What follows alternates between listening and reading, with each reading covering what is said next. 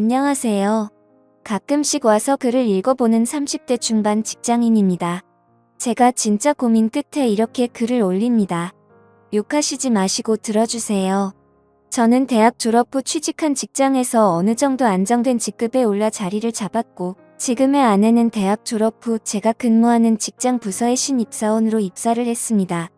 눈에 띄게 단아하고 예뻤던 아내는 첫 회식 자리에서 한눈에 저를 사로잡았습니다. 계속되는 업무 외로 간간히 마주치면서 직장 내에서 인기도 많고 배려심 많은 아내에게 호감을 갖게 되었고, 계속된 대쉬에 사내 커플로 발전하게 되었습니다. 연애를 시작하면서 저는 더욱더 아내와 결혼해야겠다는 생각이 커져갔습니다. 만나면 만날수록 아내의 청순한 외모와 착한 마음씨, 그리고 멋지고 당찬 모습에 반하였고 너무도 사랑했습니다. 그 뒤 지금은 결혼한 지 1년 정도 되었습니다. 제가 장모님을 처음 뵀던 날, 그러니까 아내의 본가에 결혼 허락받으러 인사를 갔습니다. 결혼 전에 장모님 장인어른을 뵈러 갔을 때만 해도 장모님에 대한 이런 감정은 전혀 없었습니다.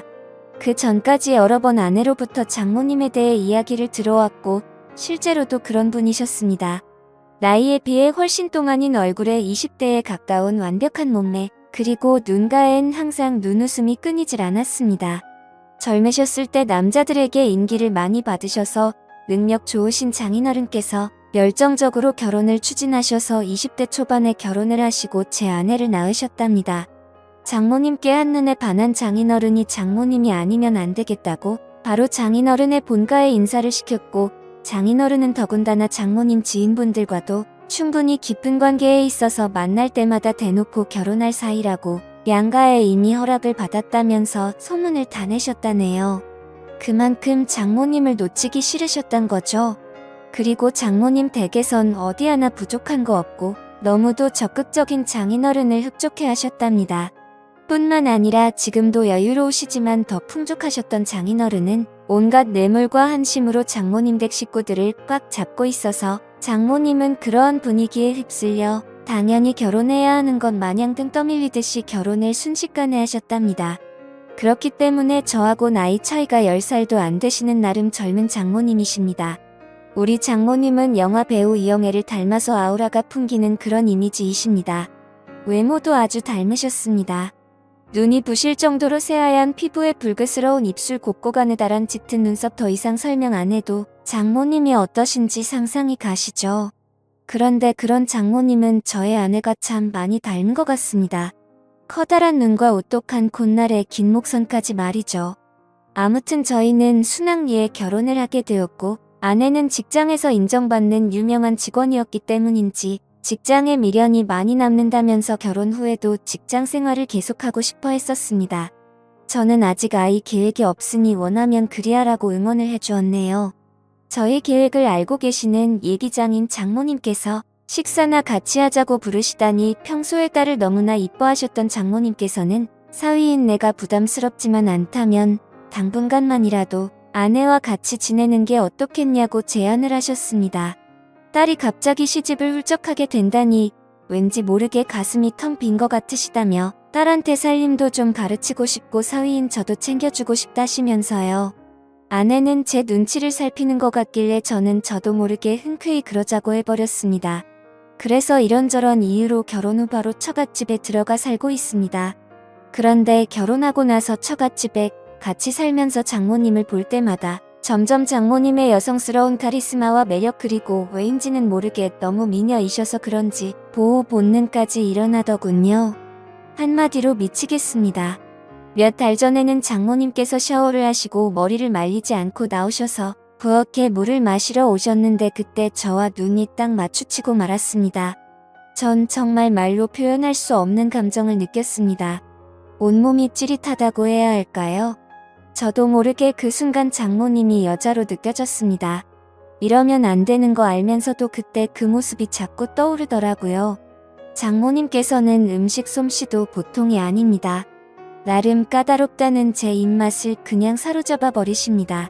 먹다 보면 맛있다는 감탄사가 저절로 나오게 됩니다. 그래서 밥도 공기를 기본으로 해치우면 장모님께서는 그런 제가 너무 이쁘시다며 무척 흐뭇해하시면서 먹고 싶은 게 있으면 언제든 말하라고 하십니다.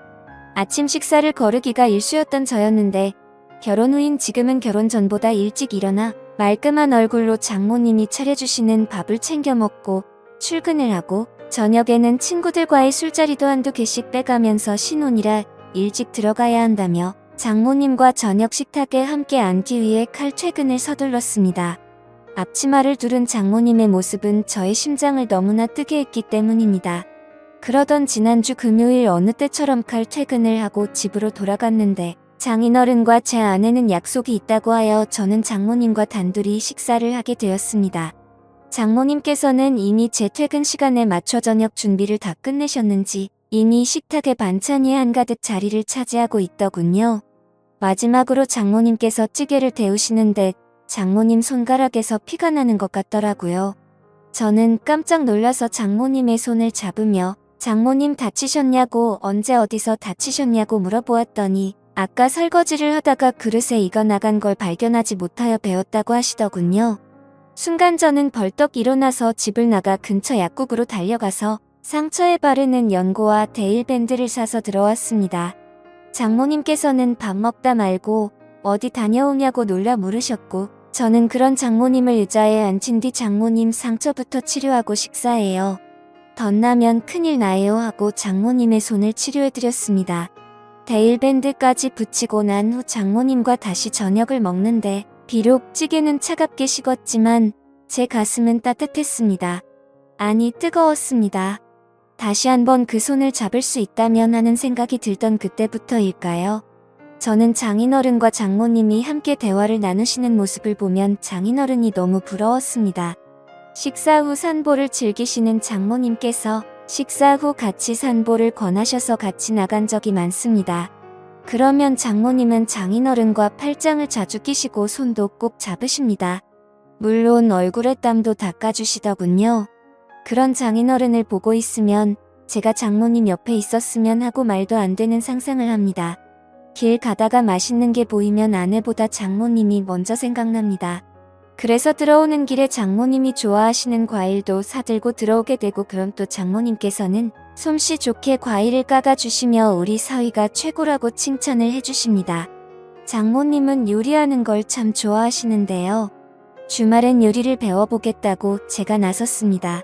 장모님께서는 나한테 배울 게 뭐 있느냐면서도 간단하게 편하게 먹을 수 있는 요리며 술 안주 등을 몇 가지 가르쳐 주셨습니다. 옆에서 요리도 하고 설거지도 같이 하면서 신혼부부 같다는 느낌이 드는데 그저 그 순간이 잘못됐다는 생각보다도 그저 행복했습니다. 이번 주말엔 제가 장모님께 배운 요리라며 나름 근사한 저녁을 선사했습니다. 물론 아내와 나 그리고 장인어른과 장모님은 장모님과 함께 만든 요리에 와인도 곁들여 즐거운 시간을 보내게 되었고요. 와인 두 잔에 장모님 얼굴이 발그레 달아오르시는데 장인어른께선 그런 장모님을 아직도 많이 사랑스러워 하시는 것 같았습니다. 근데 저는 그 모습이 사랑스러우면서도 질투 같은 감정이 솟구쳐 오르더군요.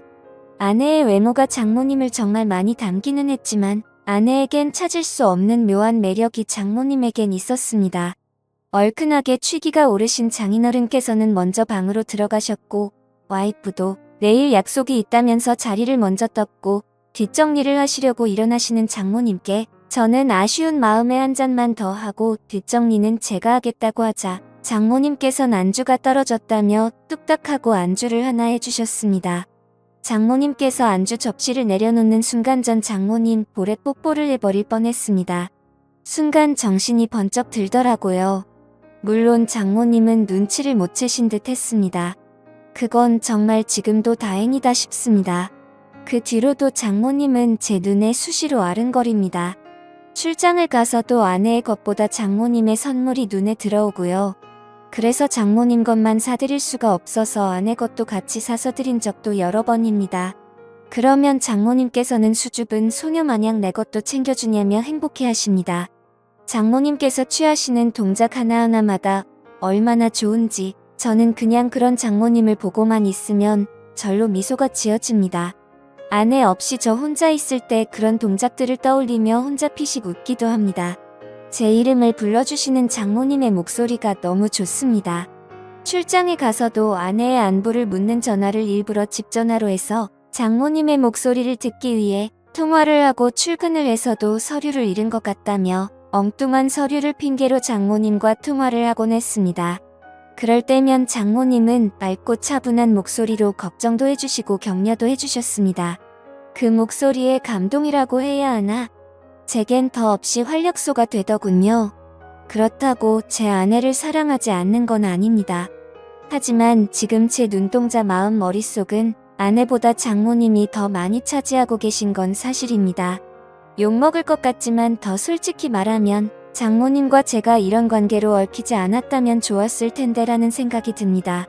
장모님의 남자가 되고 싶은 마음이 없지는 않습니다.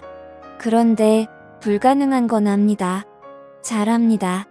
독한 마음에 몇 개월 뒤에 분가를 할까 생각도 합니다만 그렇다고 지금의 제 마음이 사라질까요?